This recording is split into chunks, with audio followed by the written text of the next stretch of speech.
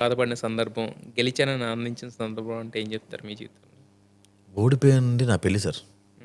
And మా mother దగ్గర నేను ఎప్పుడు చెప్పుకుంటుంది, గెలిచాను అనేది చాలామంది నమ్మకం ఒమ్ము చేయలేదు సార్. నేను హ్మ్. అందులో గెలిచాను అనుకుంటున్నాను సార్. కాదు సార్, ఇందా నుంచి పెళ్లి పెళ్లి అంటున్నారు. అసలు ఏంటి అది? మీరు ఎప్పుడైనా చెప్పుంటారు. నేనైతే ఐ వినలేదు. Love her so much sir. But వదులుకున్నాం. అది నా ఫెయిల్యూర్ సార్. అది హ్మ్. ఇట్స్ ఎ డ్రీమ్, నాకు చాలా పెద్ద డ్రీమ్ ఆ పెళ్ళి. హ్మ్. ఇంట్లో ఓకేనా? మా ఊరంతా ఓకే, ఊరంతా ఒప్పించాను. 350 కుటుంబాలు వచ్చాయి. ముస్లిం యాక్చువల్గా. ఆమె నేను హిందూ, ఇంటర్ రిలీజియన్ కదా, ఊరంతా ఒప్పించా. మరి వాళ్ళ సైడ్ కూడా ఒప్పుకున్నారు. అందరూ ఒప్పుకున్నారు. There also good. కుదరలేదు సార్, అంతే సిచ్యువేషన్స్ కుదరలేదు. Situations bad. Situations are villains మీ స్టోరీలో. పరిస్థితులు విలన్స్. అదే కొంత నేను వెళ్ళను, కొంత అమ్మాయి వెళ్ళను, అట్లా తర్వాత మాకు అర్థమైన తర్వాత ఇంకేం చేయలేకపోయాం మేము. అంటే మళ్ళీ ఇప్పుడు ఇద్దరు ఉంటే మళ్ళీ పెళ్లి చేసుకోవచ్చు కదా. లేదు సార్, ఎవరి ధరలు చూసుకున్నారు సార్. హ్మ్. అంటే అమ్మాయి చాలా మంచి, నేను అంటాం ఇప్పుడు ఎలా ఉందంటే ఇది వినడానికి, ఇద్దరు ఒకరికంటే ఒకళ్ళు ఇష్టం, లవ్ చేసుకున్నారు, అప్పుడు సిచ్యువేషన్స్ కుదరలేదు, ఇప్పుడు ఒకళ్ళంటే ఒకళ్ళు అర్థమై ఉంటుంది. సార్ ప్రియారిటీస్ మారిపోతాయి అన్నాను సార్. ఎక్కడైనా ప్రాబ్లం ప్రియారిటీ.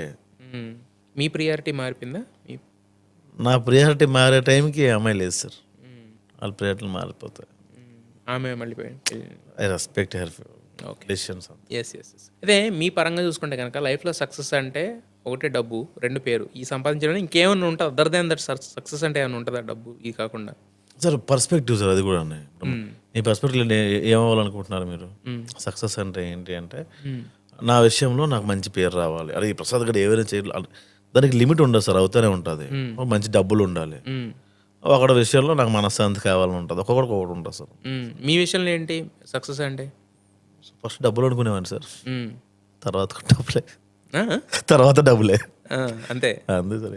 బాగా సంపాదించి అక్కడికి పోవడం ఏమన్నా సార్. బాగానే సంపాదించారు కదా ఆల్రెడీ. ఏం లేదు సార్, ఉన్నవన్నీ లాయర్లకి ఇస్తున్నాం ప్రస్తుతం. మీరు అడగొద్దు అంటారు, మీరే చెప్తారు ఎన్ని ఆశలు అంటున్నారు కదా.